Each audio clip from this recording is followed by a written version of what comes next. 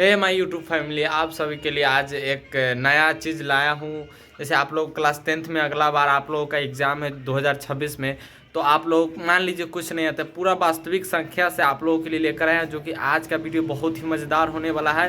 पूरा लाइव के साथ आप लोग देखिएगा और कोई भी क्वेश्चन फंसेगा, कोई भी कुछ भी हो, कोई भी क्वेश्चन हो, ज़रूर आप लोग कमेंट में करिएगा। चाहे मेरे डिस्क्रिप्शन में मेरा नंबर दिया है, उस पर व्हाट्सअप ग्रुप ज्वाइन करके और आप लोग मुझे मैसेज कर सकते हैं। तो आइए बिना समय बिताते हम वीडियो को स्टार्ट करते हैं। चलिए, तो आप लोग देखिए वास्तविक संख्या कहने का मतलब देखिए, परिमेय संख्या, ये परिमेय और प्लस अपरिमेय, समझ में आया? जो परिमेय संख्या और अपरिमेय संख्या को मिल करके बना हुआ है क्या?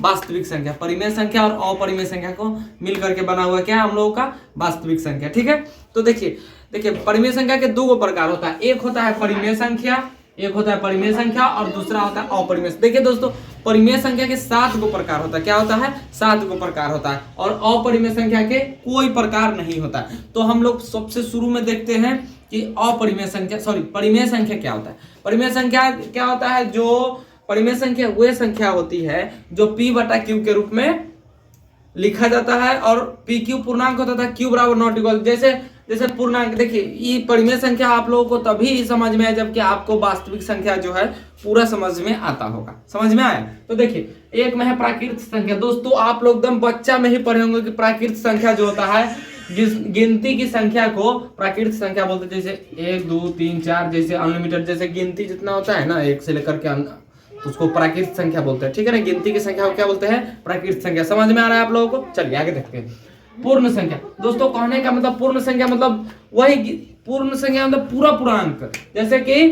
जैसे यहाँ पर 0 हो गया, 1 2 3 4, जैसे आगे आते जाएगा। ठीक है, पूर्ण संख्या यानी कि 0 से स्टार्ट होकर के अनगिनती, और प्राकृत संख्या मतलब गिनती की संख्या को प्राकृत संख्या कहते हैं। ठीक है, आता है पूर्णांक। जैसे पूरा पूर्णांक, जैसे पूर्णांक कहने का मतलब देखो, माइनस से स्टार्ट होगा, जैसे -3 से स्टार्ट होगा -3 तक। जैसे इधर भी अनलिमिटेड होगा, इधर भी अनलिमिटेड होगा, माइनस से लेकर के प्लस तक होता है इसका मतलब। इधर भी अनलिमिटेड, जैसे उदाहरण दिए हम -3 -2 -1 0 1 2 3, ये हो गया क्या? पूर्णांक। हम लोगों का पूर्णांक संख्या।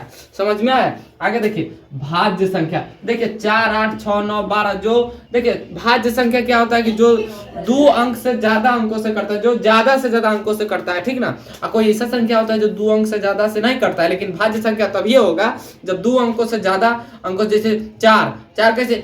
1 से कटेगा, 2 से कटेगा, 4 से कटेगा, 3 बार 3 से कटेगा, 3 गो से कटेगा ना। जैसे मान लीजिए 4 तो बता दिए, 8 भाज्य संख्या है कि नहीं है, आप हम लोग चेक करते हैं। तो भाज्य संख्या का मतलब 4 तो 2 से भी कटता है, 4 से भी कटेगा, 1 से भी कटेगा, 4 से भी कटेगा। तो ये होता है भाज्य संख्या। तो आप लोगों को भाज्य संख्या समझ में आ गया होगा। तो आगे देखेंगे अब भाज्य संख्या, जो 2 अंक से ज्यादा से कहीं कटे नहीं किया। जैसे 2, एगो 1 से कटेगा, एगो 2 से कटेगा। जैसे 5, एगो 1 से कटेगा, एगो 5। जैसे 3, एगो 1 से कटेगा, एगो 3 से कटेगा। ये हम लोगों का क्या हो जाएगा? अभाज्य संख्या, जो 2 अंकों से ज्यादा से नहीं कटे। समझ में आएगी? जो संख्या 2 अंकों से ज्यादा संख्या से नहीं करता है उसको अभाज्य संख्या बोलते हैं, और जो 2 अंकों से ज्यादा अंकों से करता है उसको भाज्य संख्या बोलते हैं। समझ में आ गया? देखिए सम संख्या। सम संख्या कहने का मतलब देखिए आप लोगों को बिहार बोर्ड 10वां के एग्जाम में एकदम अनलिमिटेड पूछा जाता है। अगर ये समझ गए तो आप लोगों को एग्जाम कुछ भी नहीं है, पूरा मैथ समझ लीजिएगा। ठीक है, चलिए सम संख्या 2 4 6, जो देखो सम संख्या जो केवल 2 से विभाजित होती है, जो केवल क्या होता है कि 2 से विभाजित होती है, जो 2 अंकों से विभाजित होती है, कोई भी संख्या उसको सम संख्या बोला जाता है। ठीक है, और विषम संख्या होता है 1 3 5 7 9, जैसे जो 2 से विभाजित नहीं होती है उसको हम विषम संख्या। 2 से विभाजित न होकर के 3 से 5 से 7 से 9 से कुछ से विभाजित हो उसको हम लोग बोलेंगे विषम संख्या।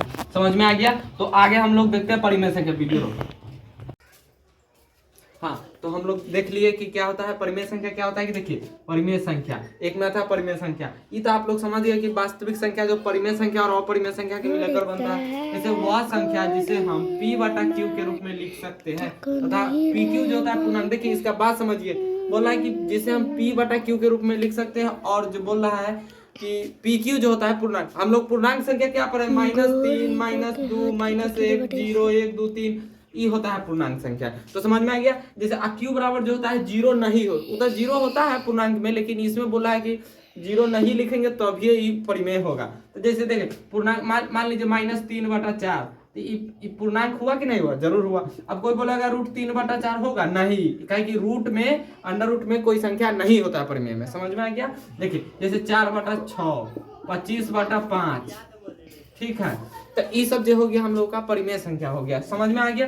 अब आता है अपरिमेय संख्या। जैसे अपरिमेय संख्या वह संख्या जिसे हम p/q के रूप में नहीं लिख सकते तथा pq पूर्णांक नहीं हो, ये p/q के रूप में नहीं लिख सकते हैं। जैसे इसमें उदाहरण क्या हो जाएगा? √3 आ जाएगा, √3 + 4, √3, √9, √4/6, ये सब जो होता है अपरिमेय संख्या। अब अगले वीडियो में हम लोग लाएंगे यूक्लिड विभाजन एल्गोरिथम। जैसे फॉर्मूला होता है ना, A = BQ + R, तो ये वाला फॉर्मूला हम लोग आप लोगों के बीच अगले वीडियो का इंतजार करें। जय हिंद, जय भारत।